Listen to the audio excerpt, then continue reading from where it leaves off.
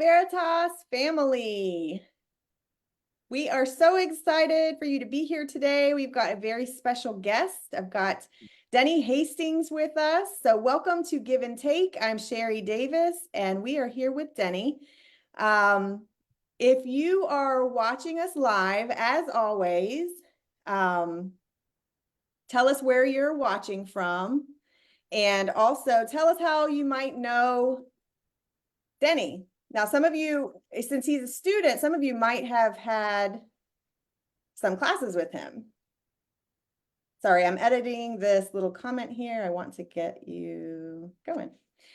So without further ado, so tell us where you're watching from and tell us how you might know Denny. Denny, we're going to jump right in. We'd love to hear from you. Tell us how you came to be a part of the Veritas family. Tell us your story, how you got to be a part. We'd love to hear it. Go ahead.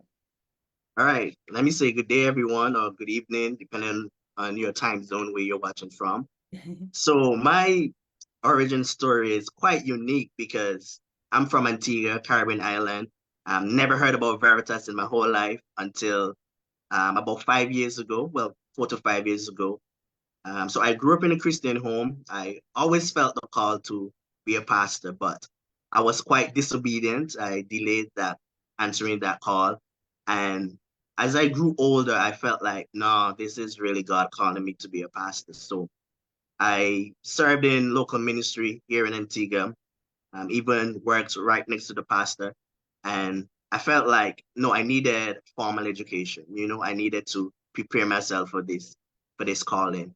So I reached out to a pastor from St. Vincent. His wife actually recently graduated. He's Dexter Kirby. I think his wife is Jaquel Kirby. She recently graduated from Veritas. And he was a president of a Bible college in St. Vincent. And I reached out to him. I said, hey, Pastor Kirby, listen, I need to, do some formal education. I need to do some training for ministry. And we had a good chat, and he told me, listen, right now you're so much involved in your church. Check out Veritas. And that was the first time I heard about Veritas. He said, check out Veritas online. You can stay where you are, you get your training, you get your education, and you just grow in ministry. So I said, yeah, let me go and check out Veritas. And I did. And I remember one of the first things I saw was Dr. Kenny Baldwin. And he was basically saying, don't move from where you are. Stay there, get your education, get your training. And I felt like he was talking to me. I even showed my wife the video and said, like, he's talking to me, and she was like, yeah, I think so too, because just recently married. We didn't want to uproot so soon. We weren't even a year yet married, and you know how that goes. So Yeah. I applied. I wasn't sure like if I would get in, didn't know much about what's needed, like SATs and different things because I'm coming from the Caribbean. So I wasn't sure what was needed. But I remember getting that email from, I think it's Miss Paula, sent me that email and say, congratulations, Denfield, you have been accepted to be a student at Veritas Baptist College. And I remember immediately I was like, wow, I'm going to be a college student, Oh, that's and so all the exciting. emotions hit, all the emotions hit right then because we were expecting our first son. We just recently moved to another country where my wife was doing work. So it was a lot of things happening at the same time. And, I felt really good, but at the same time, I felt a bit nervous. And I'm here at Veritas. I completed my undergrad in spring just recently and jumped right into the master's. So I'm doing a master's of ministry, pastoral concentration. And God will just continue to lead as I continue to study. I liked what you said, nervous but excited, and I think that's the sweet spot. I think Yeah. that is where the Lord works in our hearts, and with some trepidation, you move forward, because if we were all confidence, I think we would attribute a lot of our success to ourselves rather than, Yeah. okay, I'm going to do this. I'm going to step out on faith. I feel like the Lord is leading me this direction, but God, you got to do it for me because I don't think I can do it. And in your case, stepping out to take classes is challenging no matter what stage of life, right? Whatever, even if you're, just right out of high school and going on to college, but in your stage of life, having a wife and a child on the way, adding this to the plate Yeah. can, I mean, it's a lot to take on. And so you represent the mentality or the feeling of what almost every one of Veritas students feel like jumping into our family. It's like probably different than a lot of institutions just because we're catering to and have a lot of established folks in ministry with Yeah. families and jobs. And what you did, what you overcame to jump in to be a student is so representative of our whole group, of our whole family, which I love to hear you say that. I'm glad that that was a part of your origin story. We're so glad to have you, and we are thankful that you jumped. So you graduated from the undergraduate program this past spring, Correct. and Yes. you are in the graduate program. And Yes. when do you plan, if all goes swimmingly, all goes to plan, when is it that you think you might graduate from that program? Yes. So if all goes well, I'm on track to finish in spring again. This coming spring? Yes, correct. Wow, so only 1 year. Yes, because I started when I was wrapping up my undergrad. Oh, you So dovetailed some of it. yeah. Good for you. Very ambitious. Good for you. That's very smart. That's a smart way to do it. If you can swing it and you can do, let this be a nice PSA for those of you who are watching later. You can, your last semester of your undergrad, start to Mhm. take some of your graduate work, and you can maximize your efficiency and time frame. And so Denny is proof of that because he's about to graduate in the springtime with his master's program. So just a year, a little over a year. So that is Yeah. exciting. Okay, very good. Yes. Um, I'd like to talk a little bit about, we like to ask the guests to bring on a resource or a piece of advice. And this will have a different perspective because you still are a student, which I'm excited to hear from you. You're still in the trenches. So Yeah, let's hear what yes, you yes, have for the students here today. yes, yes, yes. So I really thought about it. I'm like, what can I say? Um, the other guests you have had so far, or the staff members, faculty members, they were like so awesome. I'm like, I don't know how I can compare to that level of awesomeness. All right. But I said, let me give an advice that really helps me, and I guess for other students also. And I think one of the best advice I could give is to always be a student, always be a learner.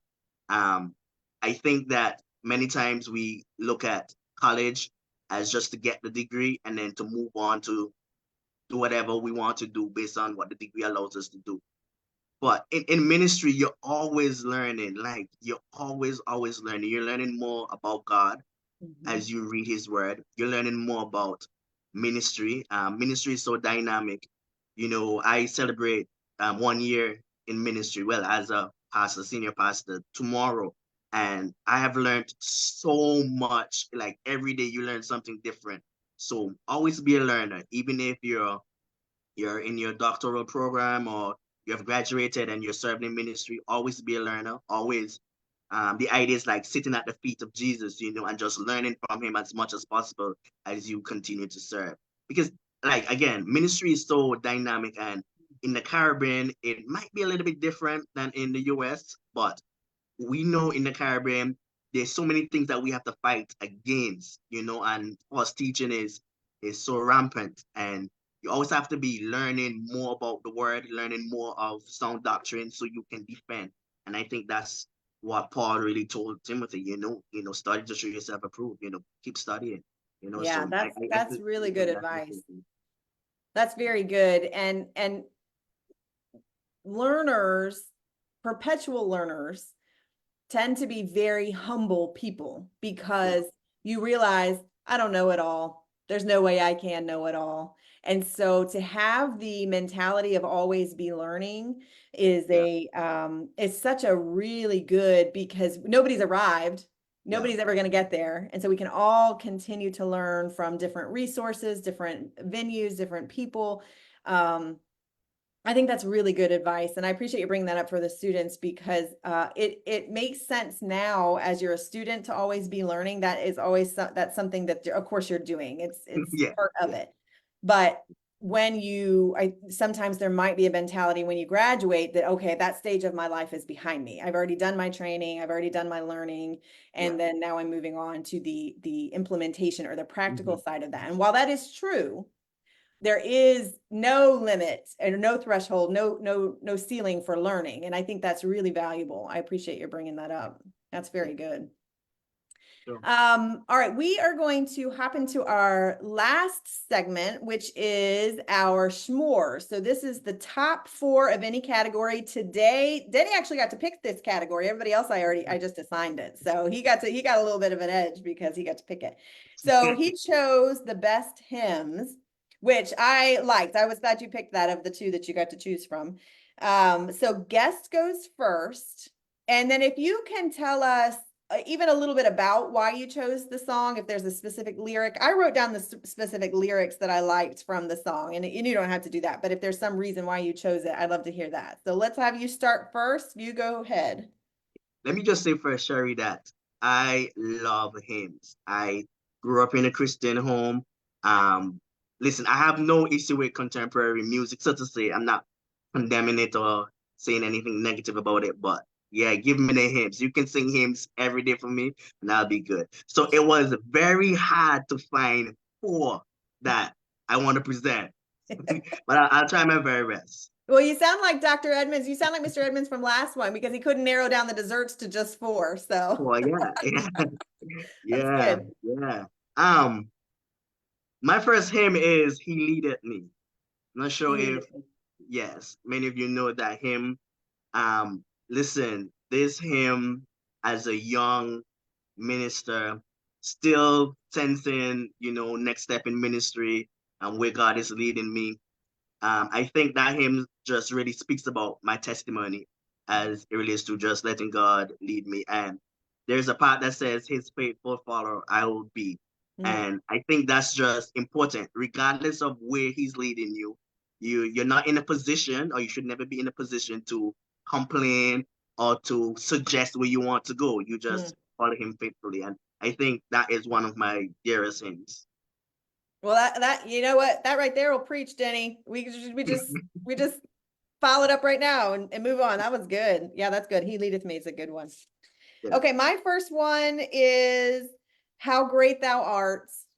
Mm, It's classic. It is one that is chosen a lot of times, and especially I go to a large church at Faith Baptist in Fredericksburg, and it's larger. mm, And whenever that song is sung, there is just hundreds of voices lifted, and it is mm. so powerful. I love I think it's the third verse. And when I think how God his son not sparing sent him to die, I scarce can take it in that on the cross, my burdens gladly bearing, he bled and Mhm. died to take away my sin.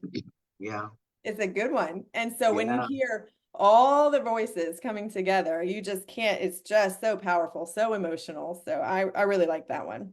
yeah, yeah. All right, what's your number two? Okay, so this hymn is And Can It Be? And Can Oh, It Be? yeah. And I mean, I don't know about the others, but I know when I hear this hymn, I cry, Yes. honestly. Good. Like, You I have a cry. kindred spirit. Yeah, yeah. Like, I mean, I remember I did a funeral with another pastor, and this was the closing song. And I'm trying to be there, officiating the service, but still holding my emotions together because, you know, it just speaks about Christ dying in our place, Yes. this undeserving, being undeserving of his great atonement. And I mean, yeah, when I hear this hymn, I cry. So if Yes. we sing that at commencement or any service, Yep. prepare to see me cry. We'll be fully prepared. Well, I would be in the same boat. I'll be right next to you, crying along with you. So, oh, I love it. That's good. Yeah. Okay, my number two is Great is Thy Faithfulness. It is such Hmm. a compelling and powerful song as well, rich rich with truth, strength for today and bright hope for tomorrow, blessings all mine with 10,000 beside. And it just is, it encompasses, we just had a quick little commercial Yeah. Dr. Forrester, who is the founder of Veritas Baptist College, we're a Ministry of Faith Baptist Church, and they just had their 50th anniversary service yesterday. So we just have gone through this really, really compelling set of services paired with missions conference, all culminating with this tribute to Dr. Forrester and the 50-year anniversary of the church. So this is a song that really kind of resonates with me, especially this Yeah. weekend. It's just been, Yeah. we're so thankful for all that we have. Um, Yeah. all And we right. sung that at commencement, last commencement. That was the Yes. hymn we sung. Yeah. Yes. And it gets me, of course, all of these songs, I'm a crier, so it doesn't matter really. I'll cry at all of them, but those, Yeah. especially when you're in a room full of like-minded people and they're just lifting their So, voices, it is, I feel like maybe you have a heart of stone if you don't cry. I mean, how yeah. do you Yeah. get through it? Yeah. Sure. Yeah. Yeah. Yeah. All right, go ahead with your number three. Yeah. Okay. So this one, I grew up hearing it a lot, and it really spoke to me because although I grew up in a Christian home, I was a sinner, and I I remember, really thinking about this little sinner boy. I would refer to myself as, God saving at an early age at 7 and been using me for his glory. So this hymn is There is a Fountain Filled with Blood.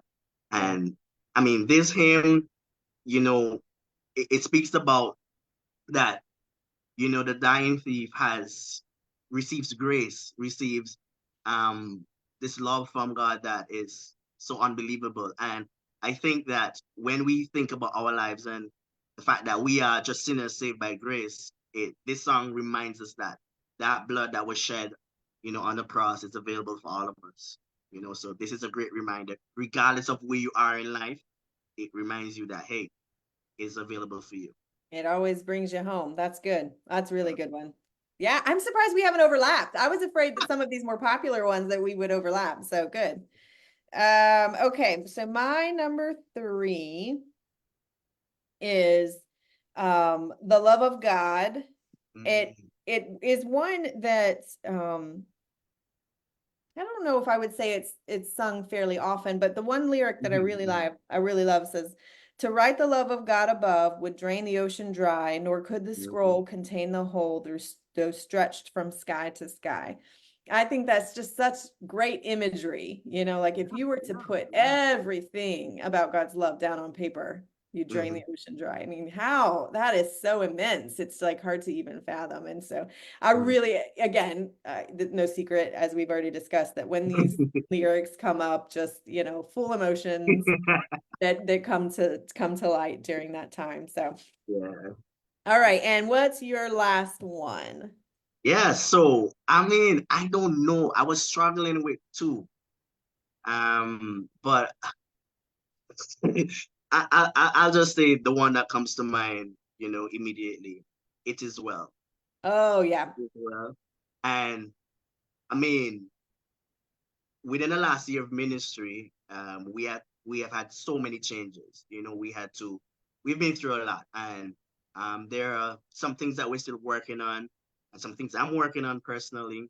And sometimes you get clouded. It's like so many things going on.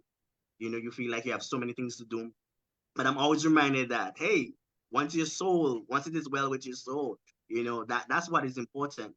And we have sung this song many times at funerals where we are almost certain that the person is a believer, Yeah. the person has lived their life for God. And it's like, regardless of what we see here and what we face here, it is well with my soul. And I think that's comforting to know that, that's important. The Bible speaks about gaining the world and losing your soul. So Yeah. it's And central. that is Michael Raker says, I don't know if I could even go to a church that did not sing hymns. And I think I'm with you, Michael. I feel that. I feel Yeah, yeah, for sure. That should be one of the prerequisites. that. First, to be a member, you must be, Good. you must be hymns. Yeah, and I think that song, and forgive me for those who are hymn historians, but I think that song was written during a very difficult time Mm, in the composer's life. I think it was the family was killed in a shipwreck, if I remember correctly, and yeah, so his penning lyrics in a very difficult time means that much more, knowing that he was going through some great tragedy. So very good. Yeah, that was definitely on my honorable mentions. Luckily, we did not overlap. My last one is Tell Me the Story of Jesus. In particular, the lyric for me that says, Stay, let me weep while you whisper, love paid the ransom for me. I mean, I'm weeping right now and I'm not even singing the song. I love those little nuggets of truth, Yeah. and you'll get in those songs and then, just everybody singing in the room, everybody lifting their voices with the similar, we all have the same faith and we're just really, really worshiping. Yeah. And then you have these little nuggets of truth and it is so powerful, just so overwhelming. So I'm so glad it worked out that I wasn't sure which of these two that you would choose, and I'm so glad it worked out that you loved hymns so that we could go back and forth on those. So I'd like to see if anybody, I'll put the poll up after we're through here. Of course, there's no winners or losers here because these are all good songs. I mean, these are just really great. So you have picked some really good ones, and I loved how you brought your own stories and perspective to each one and how they how they meant so much to you as you're starting out your ministry. Hey, and congratulations. You mentioned that it's going to be your 1-year anniversary as pastor of your church there in Antigua. So we are we're just super proud, like we feel like our people going and doing ministry. We were so thankful to have a part in that, to come alongside and to be able to help train. So anytime we have, if you do this for me, if you get a picture when you're going to church and you're having even if it's just you and your family and your kids, send me a picture or post a picture of your 1-year celebration. We'd love to celebrate with you on the student Facebook page. Okay. Nice. Yeah, for sure. Okay, that would be great. So we're going to wrap up early today. Thank you so much for being on. Denny was a little bit of a pinch hitter for me. He jumped in at last minute, so we're so thankful for him. And again, we are on your team and we're rooting for you, and keep us updated with your ministry. And we will just keep interacting through these Facebook posts as we can. Yeah, for sure, for sure. Okay, thanks so much. Bye, guys. Welcome. Goodbye, everyone.